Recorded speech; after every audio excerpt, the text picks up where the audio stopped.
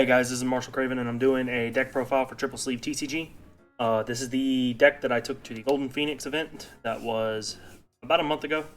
It's been a little late on the deck tech. I took Aqua and I ended up going 3-2. Got bubbled out of top 8. It was rough, but that happens. So let's get on to the deck profile. For starting out, we have the V-Series starter. Any V-Series starter you want. The honor I draw and then gaining the quick shield is just really good, especially, and then also having the extra soul is just better in most scenarios than any Forerunner, especially because Forerunners can be retired very early and then you just may never get to use them. So I'd rather have the natural plus off this right away. On to the grade 1s. 4 copies of Baragios. He is your grade 3 searcher.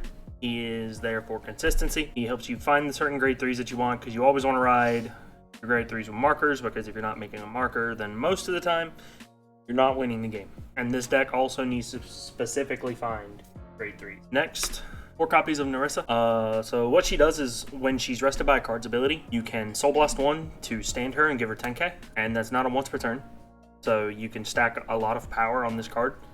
And then also at the end of battle, or at the end of the turn, if there are 4 more rested rear guards, you can shove her to soul to draw a card. So she helps you, she makes power columns, she makes big numbers, she helps you mitigate the cost of calling her because she replaces herself in your hand, which can be very good in certain scenarios and allow you to just draw a lot of cards. You can already tell what kind of deck this is going to be. We're playing Thavas. So you obviously have your 3 copies. I'm running 3 copies of Nikki. I'm running 3 copies of the V-Series Nikki because he's a Dennis Searcher and a Thavas Searcher, as well as a Soul Charger, which is really good, and he's a card that rests himself, so that way you can proc all of your abilities for like Thavas or any other cards that need it. And then I'm running 1 copy of the old Nikki. The old Nikki is in here because I run a certain couple of tech choices, and being able to call this, reveal a grade 3, and then go search for whatever I want is just really good, and it also ups the consistency just a tiny bit. Last for the grade 1s, 1 copy of Battle Siren Orthia. So what she does is GB1 once per turn. At the end of battle that she boosted, Counterblast 1, Soul Blast 1, stand the unit that she boosted and give it -5. She turns whatever's in front of her into a Tidal Assault. And then she also has resist. So once she's on the board, it's very hard to get rid of her. And then, like I said, just turning anything into a Tidal Assault is just really good, especially for Aqua Force, who needs the multi-attacks later in the game to be able to close it out. On to the grade 2s. We run 3 copies of Dennis. He is the grade 2 that you can search off the Nikki and be able to grab your preferred grade 2 ride. He is also the preferred grade 2 ride of this deck.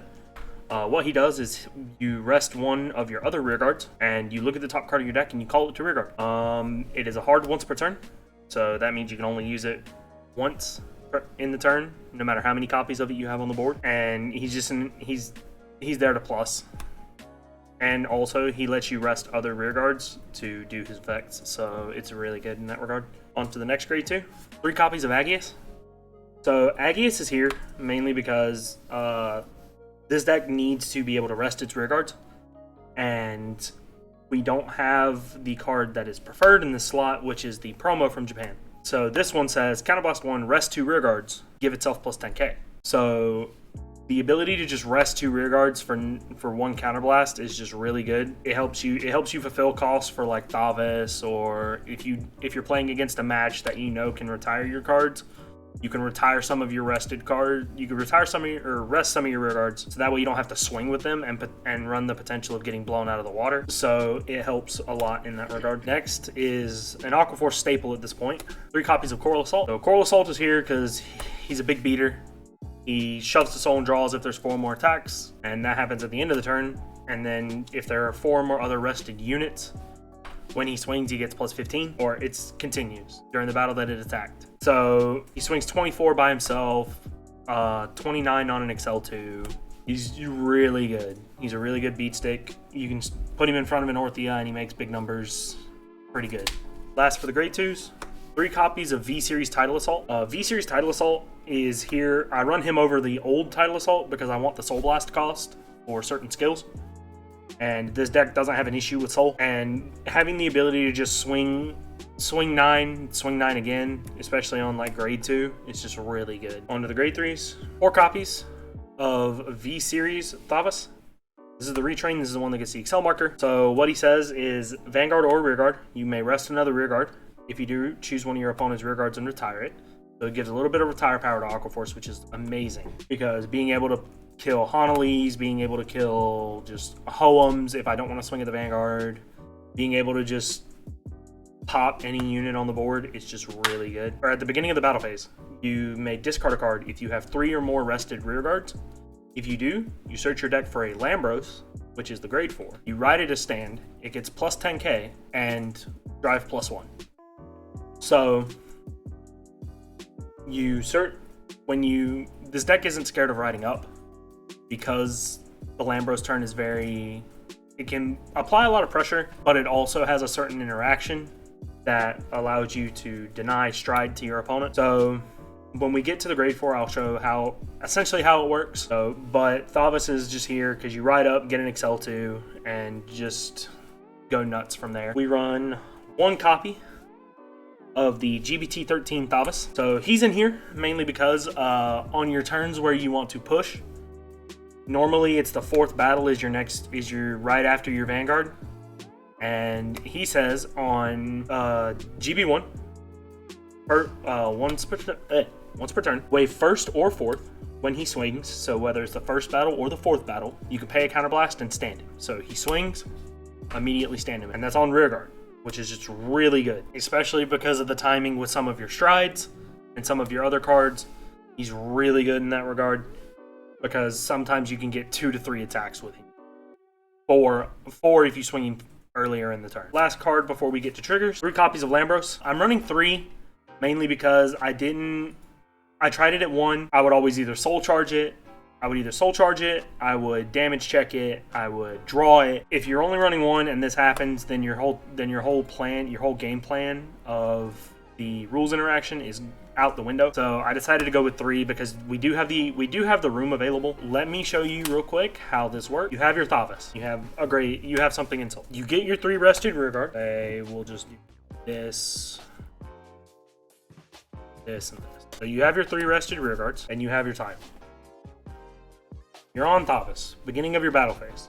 You discard a card, you search for the Lambros. When Lambros enters, he stands all your Rearguards, so that way you get your attacks off again.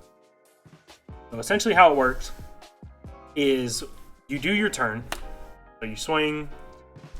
If you have the counterblast available after using Agius, you can stand this column. If not, you just swing Vanguard first. You get your triple drive. But then how it works is you swing the Tidal Assault, and you Soul Blast out the grade 3. When you Soul Blast out your Thavas, at the end of your turn, you do the rest of your turn, you retire this Lambros. If you do not have another grade 3 in Soul, you ride back down to a grade 2. Hence denying your opponent's stride, riding up, getting a marker, and then plussing a lot of cards in hand if you have like Coral Assaults or Narissas or something like that. So it denies stride, it helps build hand if you have the right pieces, and most decks can't fight it because you're essentially just riding up and playing standard, and some decks need to make it to stride to be able to do anything, and if you're denying stride, then they can't make it. They've either got to ride up to grade 3 and do nothing and then give you first stride, which if they give you first stride, pretty much over at that point. So it can just be very debilitating. On to the triggers. 4 draw, 4 heal, 4 go into soul crit, 4 strike crit. So we have enough drawing off of our Rearguards that we don't need to run additional draw triggers. And we can afford to run draw PGs. In the future, I would probably change these to crit sentinels, just because there's a lot of guard restrict going on in the format right now. And having the 30k shields is just a lot better. You want to run 8 crit. You don't want to run fronts in this deck because you want to give your front row, your kill turn, your front row gets 2 of your Rearguards will get very big. So you want to give them, and they will restand several times. So you want to give them the crits, that way it has crit pressure, and then also that way your opponent, if your opponent sees a crit, they're gonna more than likely guard your Vanguard, because they're going to be scared to just you checking a double or a triple crit and being like, all right, GG, game's over. On to the G zone. We're going to start with the G guards and then go into the strides. 1 Dismal. He's self-explanatory, protects a rear guard, doesn't allow it to be hit. Has resist himself, so in certain scenarios you can just guard with him and be like, no. Doesn't really have to explain him. We run 3 copies of Galphelia. So what she does is wave 2nd or 3rd, continuous. When she's placed on the Guardian Circle, when she's on the Guardian Circle, she gets plus 5k shield. So the 2nd or 3rd battle of the opponent's turn, she becomes a 20k shield. That's not what we play her for. What we play her for is her 2nd ability, which says while she's face up in the G zone, you may Soul Blast 1, turn this card face down in your G zone, and turn any card on any of your circles or in your damage zone face up. It's really good for that regard. And this is always our go-to flip fodder for any stride that doesn't have to flip itself. Next to the G-Guards, 2 of the flip G-Guards. This probably the best G-Guard in Aqua Force, honestly. Because it's literally, I do this effect 5 times, and then I gain shield for it. But you do have to pay a counterblast and flip a card. But being able to protect your board and get sometimes all the way up to a 40k shield is just really good. Last for the G-Guards, 1 copy of Ice Barrier Dragon. So what he says is 1st or 4th battle or more. When he's placed on the Guardian Circle, he gets plus 10k. So if it's the 1st attack of the turn, he's a 25k. If it's the 4th or more, he's also a 25k. He's just a really big shield. He's a decently big shield for no cost whatsoever. So he's really good. On to the strides. 2 copies of Lambros. Lambros is here just because in case you're getting damage denied, you still have a play you can do. If they leave you at 0, you have a play. And a lot of times you can just apply a lot of pressure because of it. So he shouldn't... This card has been carrying Aqua Force for a very long time.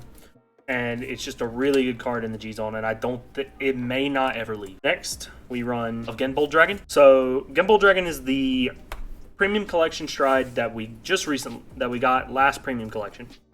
So what he says is when he's placed on Vanguard, you look at the top 7 cards of your deck. You call 2 of them at rest. He lets you fetch for pieces that you would need. He lets you be able to get certain combo pieces. Like if you see an Orthea, you can grab it. Go into Soul Crit Trigger, you can call it, and then you just shove it to Soul and draw a card, which is just very good, especially for no cost. The cost is you playing the game. So finding Coral Assaults, Narissas, whatever, anything that can draw you cards is just... It's a plus, and we take those. And then what he says, his next skill, is when he swings, you may pay a counterblast. For every 2 rested rearguards you have, you draw a card and choose one of your opponent's rearguards and retire it. If you draw 3 cards, you stand 2 rearguards.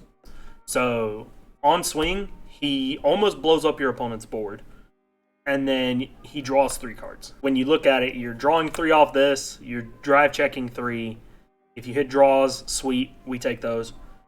And then if you have anything on your board that draws cards after that, say the crit triggers, you shove them to Soul and draw after you activate his skill. And then at the end of your turn, your Narissas and Coral Assaults will activate, drawing you additional cards. There are turns where I go into this card and I end my turn with 16 plus cards in hand.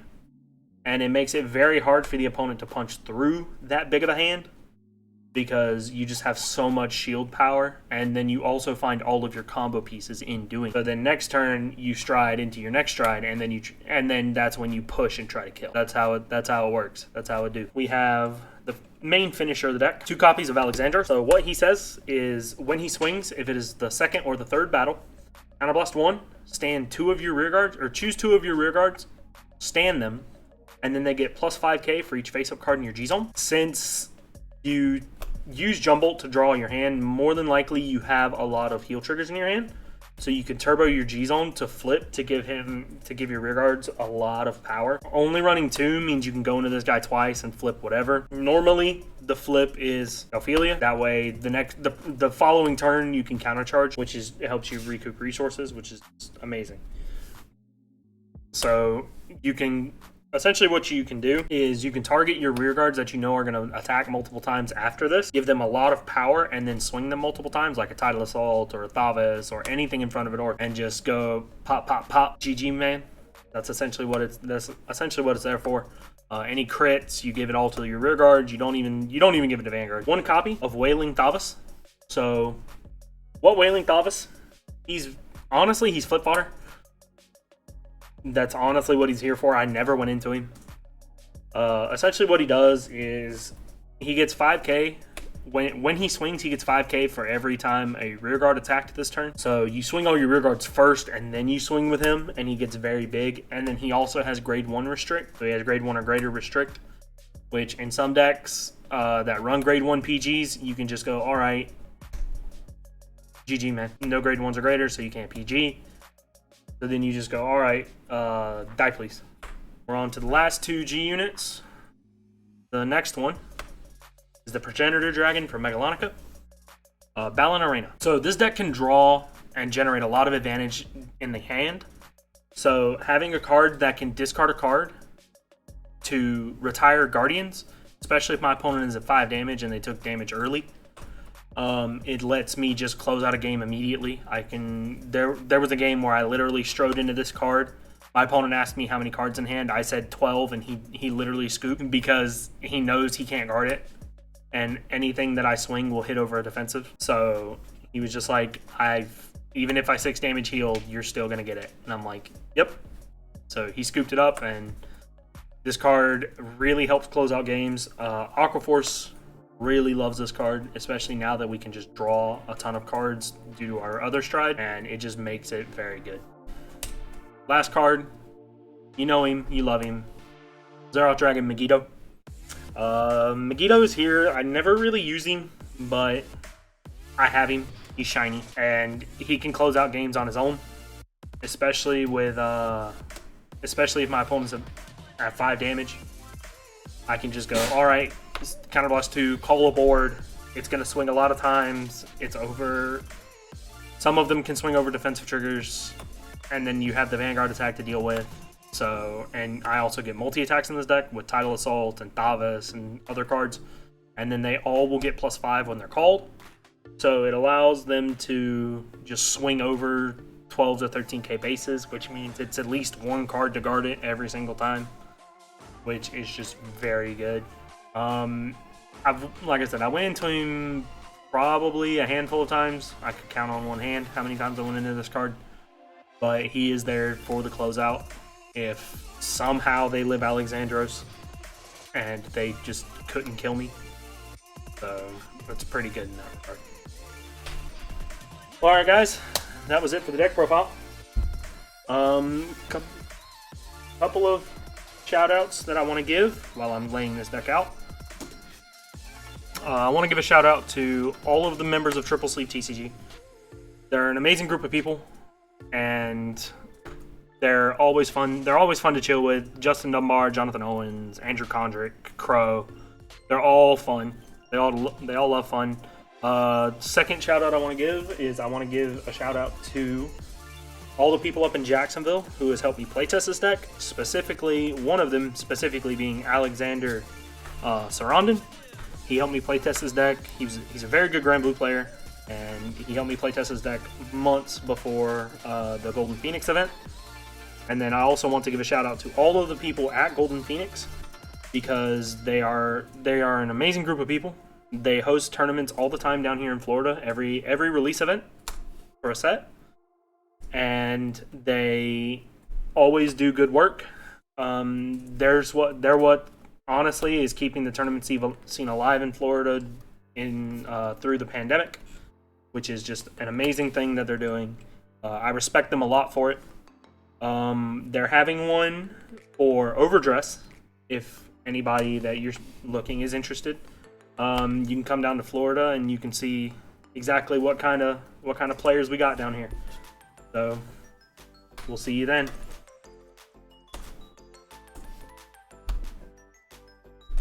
That's the main deck and the G-Zone. See you later, guys.